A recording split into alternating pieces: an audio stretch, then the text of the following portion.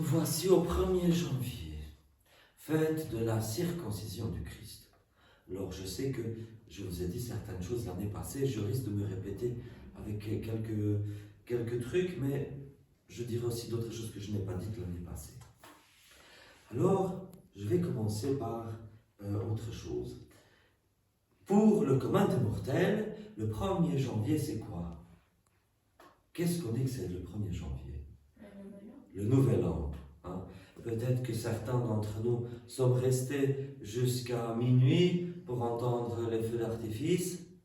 D'autres nous sommes couchés plus tôt et puis nous sommes réveillés en sursaut par les feux d'artifice que nous avons entendus autour. Ou d'autres nous sommes réveillés parce que les chiens n'arrêtaient pas d'aboyer parce qu'ils ne savaient pas ce qui se passait hier soir. Le nouvel an. Comme je le dis parfois, hein, ici en Europe, dans la plupart de l'Europe latine, nous tirons nos origines de 3 sources. Nous sommes celtes par nos origines lointaines, nous sommes latins, romains par notre culture, et nous sommes germaniques par nos vêtements et autres accessoires. Nos ancêtres plus lointains, les Celtes, contrairement à tous les peuples, fêtaient le Nouvel An maintenant au milieu de l'hiver.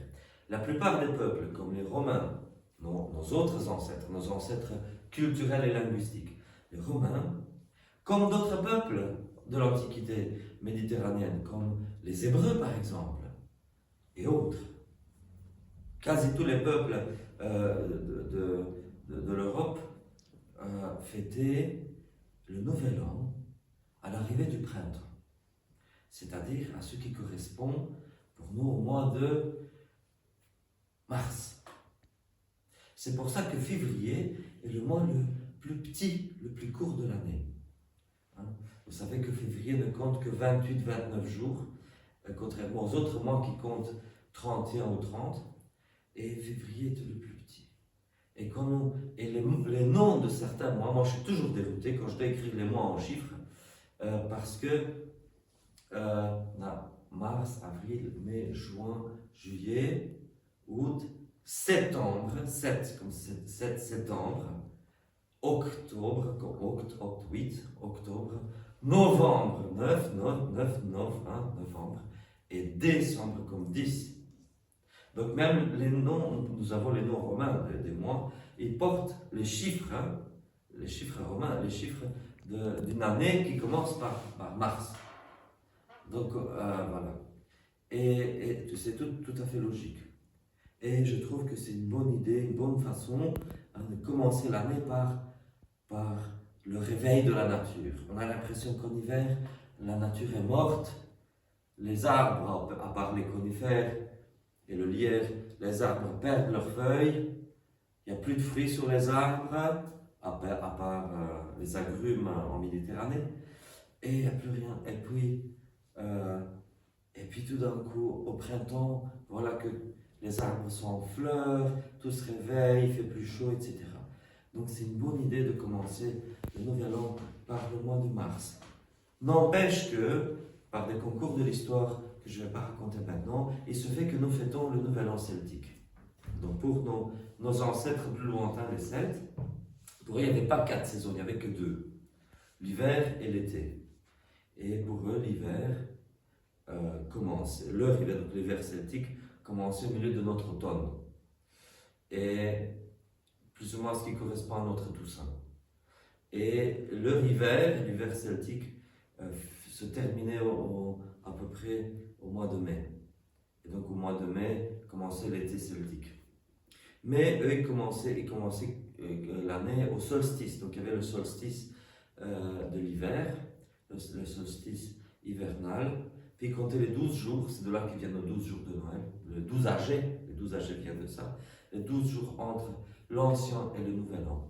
Et donc ils commençaient le Nouvel An après les 12 jours qui suivent le solstice de l'hiver. Et voilà. Donc au milieu de l'hiver. Bref. Donc voilà un peu l'histoire du Nouvel An. Et je trouve que c'est malheureux de commencer le Nouvel An maintenant. Mais voilà, nous vivons selon le calendrier civil. En Église, le Nouvel An, c'est toujours le 1er mars. D'un côté, de l'autre côté, ça commence avec la Septuagésime. Mais nous vivons selon le calendrier civil. Et selon notre calendrier civil, c'est aujourd'hui le premier jour de l'an. Alors les gens font des vœux. Qu'est-ce que je vais faire?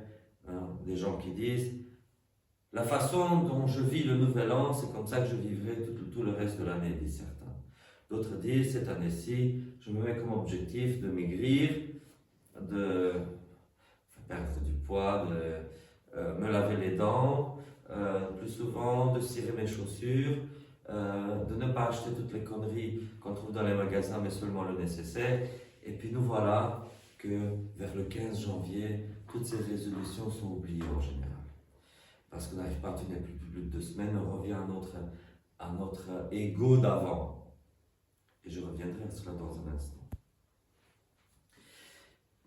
Mais en Église, dans les rites autres que l'arménien, qui est plus archaïque, dans les autres rites, là où on a fêté Noël, on a fêté la naissance du Christ il y a 1 semaine, aujourd'hui on fête la circoncision du Christ. C'est quoi la circoncision? Tous les mâles ont une zazette. Et autour de la zazette, il y a une peau. Et donc, on coupe la peau autour de la zazette et on l'enlève. Mais c'est qui fait ça? Moi, je ne suis pas circoncis physiquement. C'est qui faisait ça? Comme nous avons entendu dans la première lecture. Donc, c'est Abraham. Dieu se révèle à Abraham, il fait une alliance avec Abraham. Et comme signe de cette alliance, il demande à Abraham de circoncire tous les gens de sa maison. Il faut remarquer qu'ils appartiennent au peuple d'Israël. En réalité, je vais vous choquer un petit peu, mais je ne vais pas vous dire bouchez vos oreilles, mais c'est une réalité historique. Donc il n'y a pas à être honteux et à faire des tabous à partir de ça. Pourquoi on fait la circoncision? Parce que l'idée c'était d'empêcher le peuple d'Abraham de se mêler à d'autres nations. Quand, pour être concret, il y avait un jeune adulte qui voulait aller avoir des relations avec une femme de notre peuple, et la femme allait voir cette zazette mutilée, elle allait dire je veux pas de ça. C'est ça le but, c'est de préserver un trop grand mélange avec d'autres peuples. Et quel était le but de cela? Est-ce que c'était pour qu'on devienne tous des gens débiles qui rient au soleil, ou c'était plutôt autre chose? Parce que l'endogamie n'avait rien de bon. Non, c'était un précepte, c'était un commandement religieux. C'est-à-dire que si le peuple lui allait, en tout cas dans un premier temps, s'il allait se mêler à toutes sortes de peuples païens qui adorent des idoles, supposons un fils d'Abraham prend pour femme une païenne qui adore des idoles. Après ça, il y a la nouvelle famille, les enfants sont élevés par la femme qui reste au foyer, l'homme part travailler la terre, paître les brebis et autre chose. Donc la mère apprend à ses enfants à adorer des idoles. C'était ça le truc. Donc le peuple de Dieu allait s'anéantir, se fondre dans la masse idolâtre. Donc il fallait mettre un signe physique qui fasse que la maison d'Abraham, et bien sûr, la maison d'Abraham, c'est pas que c'est une famille assez étendue avec les esclaves, avec les serviteurs, tout le monde. Donc c'était quand même pas une endogamie au début. Donc c'était quand même des gens avec des origines génétiques différentes, mais qui se multiplient entre eux sans chercher ailleurs. Et si un autre homme de l'extérieur allait devoir épouser une fille de la descendance d'Abraham, il fait le circoncire. Ça veut dire, on lui montre, tu ne fais plus partie du peuple idolâtre, tu fais partie de notre clan maintenant. Donc voilà, c'était un peu ça l'histoire. Donc la circoncision avait un but religieux très intéressant, très important. Ça se perd petit à petit dans le peuple hébreu. Et quand on a l'histoire de Moïse, Dieu redemande à Moïse cette histoire de circoncision. C'est que ça s'était perdu avec le fil du temps. Donc à nouveau avec Moïse, il faut circoncire l'enfant. Et les Juifs ont toujours continué cela. L'islam apparaît beaucoup plus tard, et il se réapproprie cette histoire de la circoncision qui vient d'Abraham. Mais les Arabes, à la base, n'avaient pas la circoncision. C'était que Abraham, Isaac et tout ça qui continuent la circoncision. Donc, voilà. Et les Juifs, bien sûr. Alors, le Christ, Dieu incarné, vient dans un peuple. Il a un sexe, le sexe mâle. On l'apprend justement par les lectures d'aujourd'hui, par la lecture de l'Évangile. On sait qu'il était mâle, on sait qu'il était garçon et pas fille, par le fait qu'il a dû être circoncis. Je mets un bémol, il y a des personnes qui ne sont pas 100% mâles, 100% femelles, il n'y a pas en fait de coupure, malgré le mot sexe qui vient du latin, qui signifie coupure, il n'y a pas vraiment de coupure. Et il y a des gens qui sont aussi hermaphrodites, qui sont même mermaphrodites, fermaphrodites, hermaphrodites. C'est toute une panoplie en fait. Il y a tout un spectre de nuances entre le mâle et la femelle. Donc il y a des personnes qui ne sont pas à 100% mâles, mais qui ont un prépuce. Et donc si ces personnes-là naissent dans une culture juive ou arabe, on va leur couper le prépuce. Bon. Donc on sait que le Christ a quand même cela. Et le Christ accomplit la loi. Le Christ s'encadre dans la loi. Il se soumet à la loi.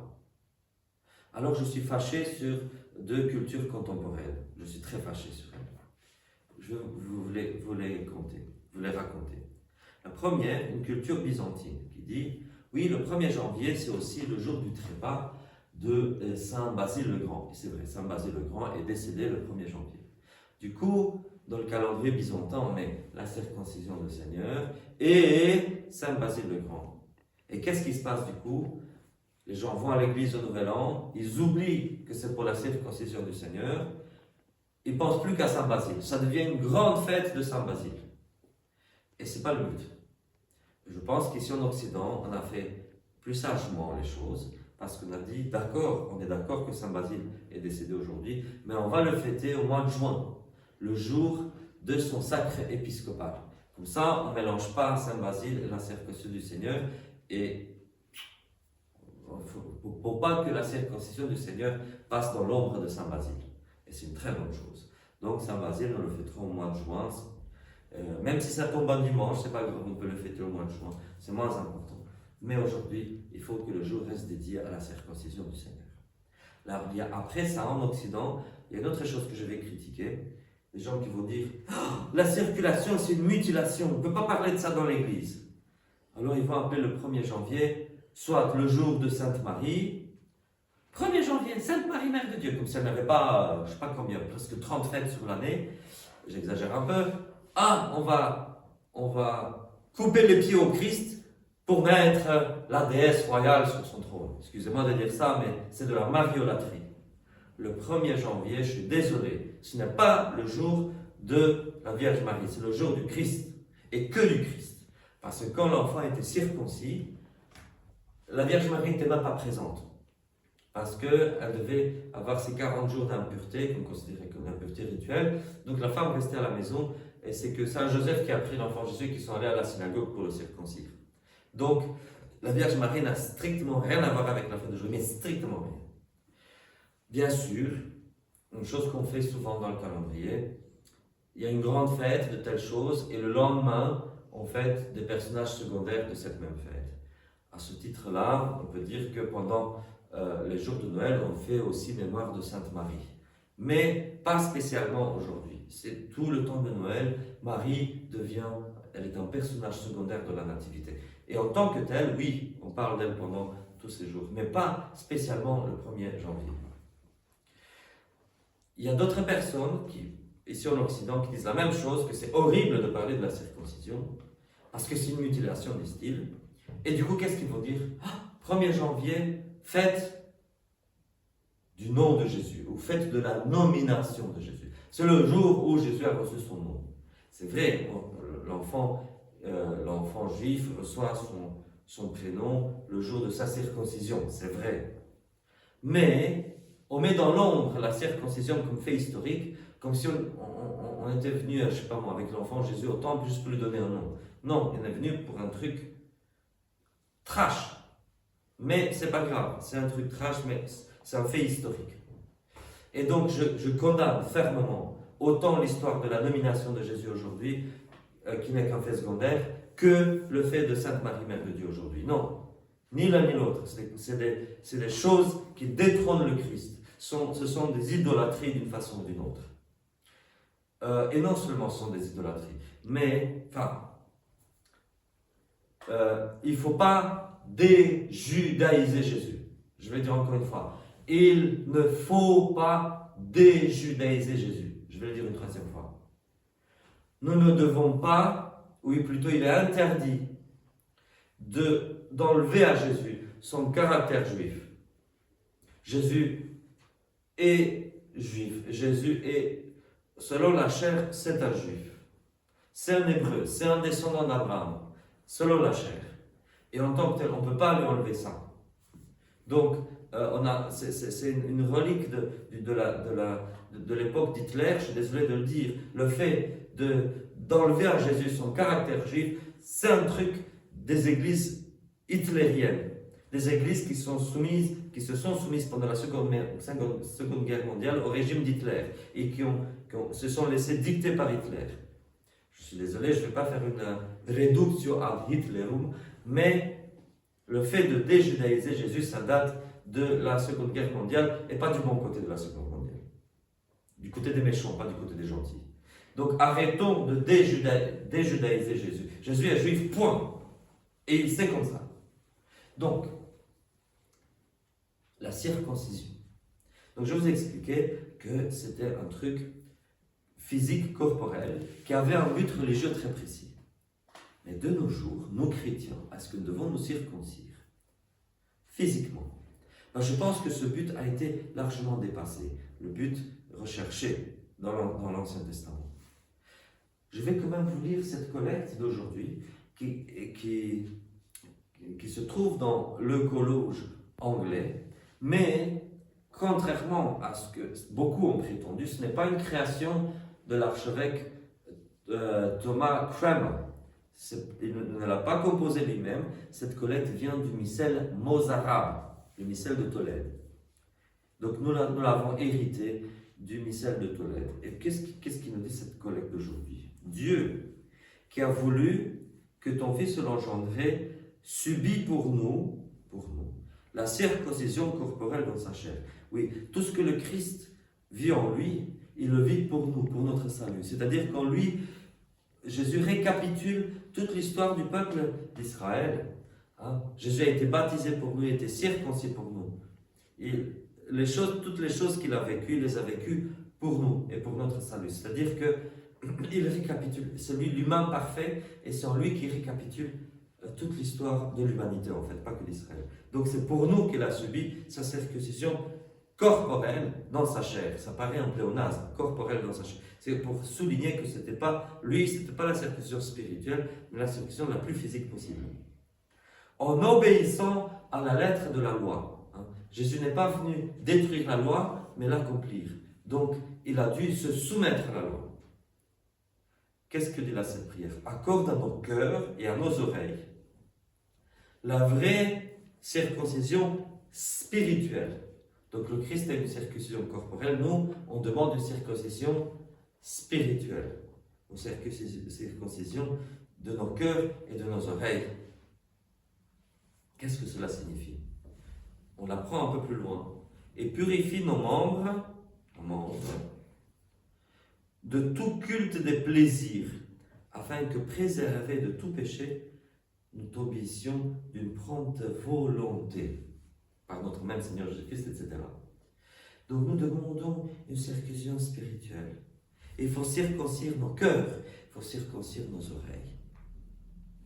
C'est-à-dire rendre chaste nos cœurs, rendre chaste nos oreilles, rendre chaste tous les membres de notre corps. Le corps n'a pas été fait pour la débauche. Le corps a été fait pour la gloire de Dieu. Et je reviens à ce que je disais tantôt. Certaines personnes disent, en cette nouvelle année, 2026, je décide de perdre du poids. Autrement dit, je décide de m'améliorer. D'autres vont dire, en cette nouvelle année 26, je vais arrêter d'acheter des conneries. Parce qu'en 2025, je me promenais chaque fois dans la rue, je voyais des choses dans une vitrine et je me disais, ah, il me faut ça. Puis j'achetais la chose, je rentrais à la maison, et puis après 5 jours de délectement, ça finissait au grenier ou au garage. Donc, en cette nouvelle année, je m'impose de ne plus m'acheter toutes les cacailles que je vais voir dans les vitrines. D'autres vont dire en cette nouvelle année, et c'est bien de se faire de bonnes résolutions. En cette année, je vais mieux me laver les dents. C'est bien de faire de bonnes résolutions, que ce soit pour notre corps ou pour notre âme, ou pour l'âme des autres, pour les autres, pour le bien-être des autres. Ça peut être en cette nouvelle année, je vais, mon surplus d'argent, je vais le donner à un refuge pour animaux. Je pense aux autres. En cette nouvelle année, je vais m'occuper de faire du bénévolat pour telle catégorie de personnes dans le besoin. Des choses comme ça. Ou pour l'Église. En cette nouvelle année, donc une circoncision spirituelle. Alors bien sûr, au sens strict, la circoncision de nos membres, ça veut dire j'adopte une circoncision spirituelle de mes membres où je ne vais pas m'adonner à des cultes, des plaisirs. Là, bien sûr, la prière fait allusion justement au sexe pour les adultes. N'oublions pas que la circoncision corporelle est une marque d'un membre sexuel. Donc, ici, je demande une circoncision spirituelle de nos membres. Ça veut dire que je ne vais pas m'adonner à ces plaisirs charnels du sexe qui n'est pas pour la gloire de Dieu et la constellation de mon couple. Mais ça peut aller plus loin. Une circoncision du cœur. Mon cœur qui est plein de venin, mon cœur qui déborde de haine pour mon prochain, que quand je le vois sur le trottoir, j'ai de l'écume à la bouche et je le hais de tout mon cœur. Alors j'ai besoin d'une circoncision du cœur.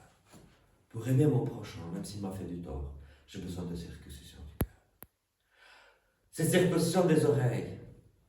Parce que dès que j'entends dans le train une chose, une calomnie, des ragots, mes oreilles qui se délectent, j'interromps mon travail. Je suis peut-être en train de tricoter dans le train, mais j'entends des trucs, j'interromps. Non, donc il me faut une circoncision des oreilles. Voilà. Plein de choses, plein de bonnes choses. Voilà. Donc, de bonnes résolutions. Nous devons circoncire nos cœurs, nos oreilles. Notre estomac. Je parle surtout des adultes, je ne parle pas des enfants. Les enfants doivent manger, mais je parle des adultes. La circoncision de l'estomac. Parce que quand je suis plein, et j'en veux encore, je suis comme le chien, je veux encore de la bouffe. Je sais que je vais vomir, mais c'est pas grave, il me faut de la bouffe. Une circoncision de l'estomac et de la bouche. Je veux dire, halte. Voilà. Donc en cette nouvelle année 2026, je vous invite à plein de bonnes résolutions, mais qui durent au-delà du 15 janvier si possible. Et une vraie circoncision spirituelle. Amen. Amen.